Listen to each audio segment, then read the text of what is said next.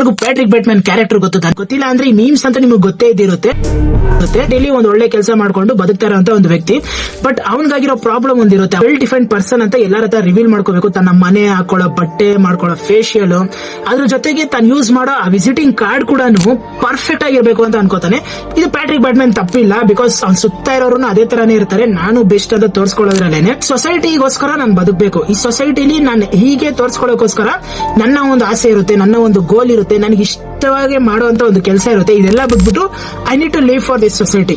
ಎಲ್ಲರ ಮಧ್ಯದಲ್ಲೂ ನಮ್ಮ ತೋರ್ಸ್ಕೊಳ್ಳೋಕೋಸ್ಕರ ನಮ್ಮ ಕ್ಯಾರೆಕ್ಟರ್ ಬಿಲ್ಡ್ ಮಾಡುತ್ತೆ ಬದಲು ನಮಗಾಗಿರುವಂತ ವಿಷಯ ನಾವ್ ಯಾವತ್ತೂ ಮಾಡಕ್ ಹೋಗಲ್ಲ. ನಮಗಾಗಿರುವಂತ ಡ್ರೀಮ್ ನಾವ್ ಯಾವತ್ತೂ ಪೂರೈಸ್ಕೊಳಕ್ ಹೋಗಲ್ಲ. ನಮ್ಮ ರಿಲೇಟಿವ್ಸ್ ಮಧ್ಯದಲ್ಲಿ, ನಮ್ಮ ಫ್ರೆಂಡ್ಸ್ ಗಳ ಮಧ್ಯದಲ್ಲಿ ನಾವೇನಂತ ತೋರಿಸ್ಕೋಬೇಕಾದ್ರೆ I am earning this much, I am travelling, I am wearing this dress and I got a photo shoot like this. ಇಷ್ಟೇನೆ. ಸೊ ತೋರ್ಸ್ಕೊಳ್ಳೋ ಜೀವನನೇ ಈ ಕಾಲದಲ್ಲೂ ಇರೋದು. ಬಟ್ ನನಗಿರೋದು ಒಂದು ಕ್ವಶನ್ ಏನಂದ್ರೆ, ಅಮೆರಿಕನ್ ಸೈಕೋ ಮೂವಿ ನೋಡಾದ್ಮೇಲೆ ಸಪೋಸ್ ಜನಗಳೆಲ್ಲ ತೋರಿಸ್ಕೊಳಕ್ ಹೋಗದೆ ತಾನು ಇಷ್ಟಪಟ್ಟಿರೋ ಕೆಲಸನೇ ಮಾಡ್ತೀನಿ ಅಂತ ಹೇಳಿದ್ಬಿಟ್ರೆ ಈ ಭೂಮಿ ಏನಾಗುತ್ತೆ?